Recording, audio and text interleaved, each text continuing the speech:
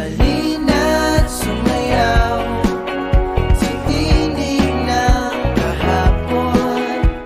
Kamusta mga katropa and welcome here in our Tol, anong latest?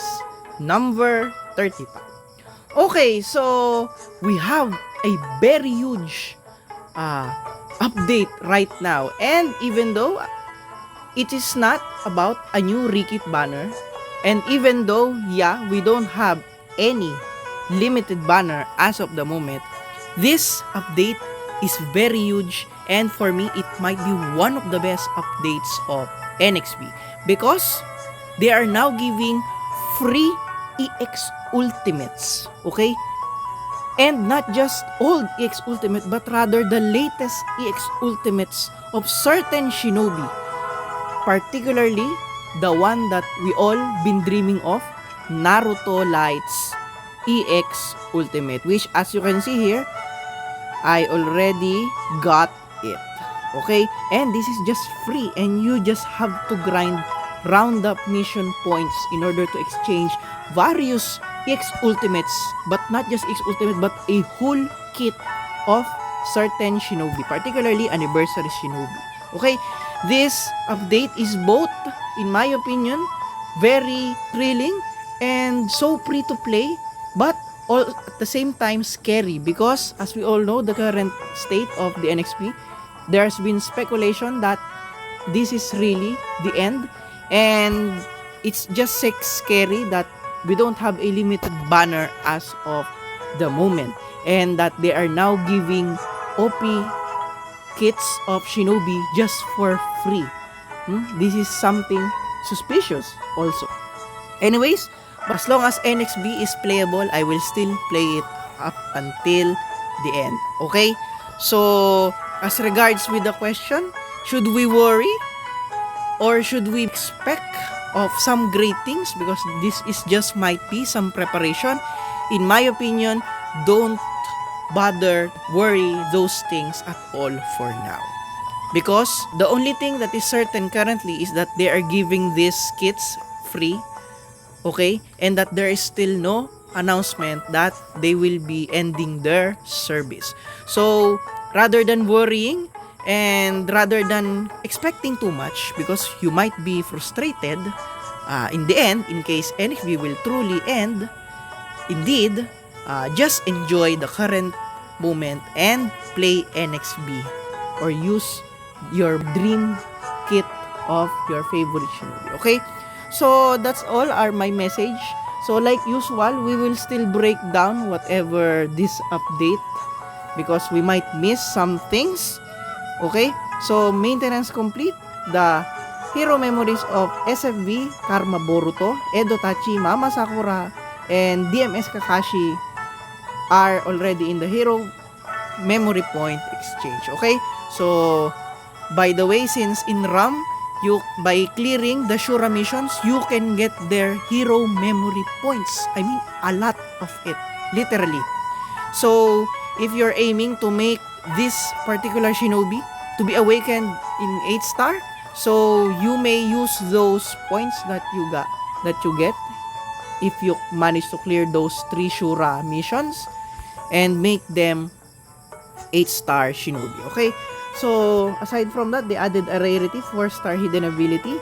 Nothing much. Of course, the premium pass has been removed already. This had been announced already, and of course the usual monthly login bonus.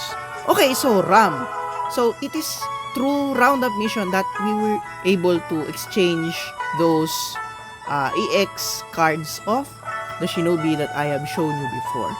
Okay, so but take note, just like the usual RAM, in order for us to get many points as fast as we can, we must use the special Shinobi, which are all former anniversary units before 6.5 anniversary. So they have large effect. Okay, so make sure you use them. Okay, so Minato, KLM, and Itachi Uchiha, the version 1, has medium effect. Okay, and as usual, their EX ults, I mean all of these anniversary Shinobi, those boosted anniversary shinobi, their recent rekit. Okay? Recent rekit before May 2024 has come. You can grind them in roundup mission and make them up to level 10 only. Okay? So, what do we mean by the only up until May 2024? So, for example, Naruto Final Valley and Sasuke Final Valley just get their recent rekit last month. Okay? But, if you exchange their cards there, those cards are not existent. The one that they are giving is their 5.5 anniversary rekit. Because, the duration is only before May 2024. Okay?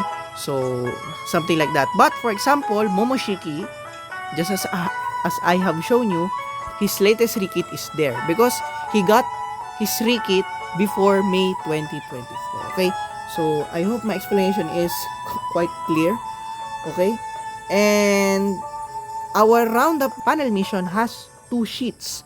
If you recall, every roundup mission we have some achievements to grind it there. But now they added 2 panels this time, giving really good rewards. Okay? So make sure you grind it. Okay?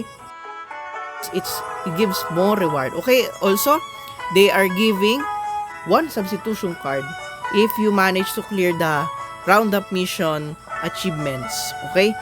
So, even though it's only 1, it's already a big help. So, make sure you grind it. Also, don't forget to always clear the stage 1 of once a day in RAM, because as time passes by, they will give us some petty shinos which may sum up to 100 or more shinobytes. Okay? So, still, I encourage everyone to continue saving shinos. Even though we don't know the future, in case that this is really not the end, but rather Bandai is preparing for bigger things, maybe we can use those SB in the future. Or if you really want to spend, just use it in buying logs. Okay? So you can make the LBs of your chosen shinobi whom you wish to build +3. Okay? This is the one that I am talking about, that you can enhance your EX Ultimate. You can level them up to level 10. Unfortunately, among the list of this anniversary shinobi, even though the TL Duo came before 2024, cannot exchange their kits in the shop. Sadly, I just don't know why Bandai did that. What is the hidden motive? Okay? Behind this, also why not include also the 6.5 anniversary Shinobi's rekit. For example, Indra's kit there is his 2022 rekit. This is the thing that makes me think of that maybe indeed Bandai is just preparing for something. Hopefully. Okay? So that's all, buddies. What are the things that we need to take note of? As of the moment, you can easily get OP kits of the anniversary units, and you can make a shinobi awakened into 8-star by just grinding in the Shura roundup mission. Okay? So that's all, buddies. So as of the moment, let's just enjoy the game. And yeah, let's stick to it until its last breath. Yan lang mga katropa. Salamat sa panonood. Kita kits, mga katropa. Kaya